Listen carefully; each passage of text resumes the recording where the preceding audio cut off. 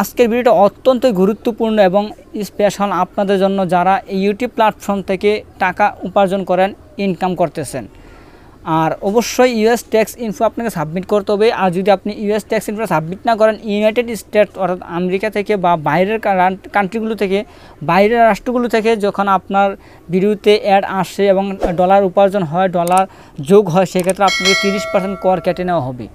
আমরা আমাদের ইনকামের উপর থেকে 30% কর কেটে নেওয়ার কারণ থেকে আমরা বাঁচতে চাই, এর থেকে মুক্তি চাই। এটার জন্য আপনাকে অবশ্যই ইউএস ট্যাক্স ইনফোটা আপনি সাবমিট করবেন, তাহলে আপনার থেকে 0% ট্যাক্স কেটে নেবে বা 10% ট্যাক্স কেটে নেবে। 30% ট্যাক্স আপনাদের কেটে নেওয়ার সময়টা তারা পাবে না, সুযোগটাও পাবে না। এক্ষেত্রে যে আপনি টিন সার্টিফিকেট তৈরি করে ইউএস ট্যাক্স ইনফো জমা দিয়েছিলেন, এখন এটার মেয়াদ শেষ। যেহেতু এটার মেয়াদ শেষ হয়ে গেছে, আপনাকে এখন নতুন করে এটা আবার রিসাবমিট করতে হবে।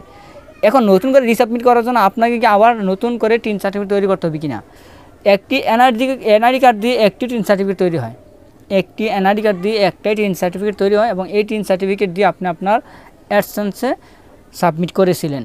এখন যার নামে অ্যাডসেন্স অ্যাকাউন্ট, ঠিক তার নামেই এবং তার আইডি কার্ড দিয়ে টিন সার্টিফিকেটটা তৈরি করতে হবে। আমি ইউটিউব যে এজেন্ট, আমি এজেন্টের সাথে লাইভ চ্যাট করেছিলাম, তাদের সাথে কথা বলেছিলাম, তখন তাদের কাছ থেকে যে বিষয়টা আমি সহজে জানতে পারলাম, বুঝতে পারলাম, তারা বলতেছে একদম ক্লিয়ারভাবে আপনার যেই অ্যাকাউন্ট অ্যাডসেন্স এবং যে আইডি কার্ড আপনি অ্যাডসেন্স অ্যাকাউন্ট খুলেছিলেন, ওই আইডি কার্ড দিয়ে আপনাকে টিন সার্টিফিকেট তৈরি করতে হবে এবং ওই টিন সার্টিফিকেট আপনাকে সাবমিট করতে হবে। এখন অনেকেই জানতে চাইছিল, ভাইয়া আমি তো আমার আইডি কার্ড দিয়ে একটি টিন সার্টিফিকেট খুলেছি এবং ওই টিন সার্টিফিকেট দিয়ে আমি আমার অ্যাডসেন্সে ইউএস ট্যাক্স ইনফো সাবমিট করেছিলাম, এখন আমি পুনরায় কীভাবে আবার সাবমিট করব, আর আমি টিন সার্টিফিকেট কোথায় পাবো? আপনাদেরকে আমি একটা কথা বলি, সহজে কথা বুঝে নিন, জেনে নিন।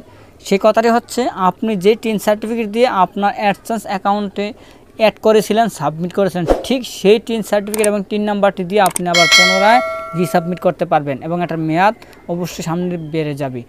আপনাকে এটা কীভাবে ফলো করতে হবে?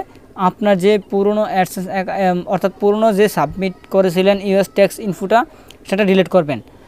আগে যে সাবমিট করা ইউএস ট্যাক্স ইনফোটার মেয়াদ শেষ, আপনাকে সময় দেওয়া হয়েছে 10 ডিসেম্বরের মধ্যে আপনাকে এটা সাবমিট করতে হবে।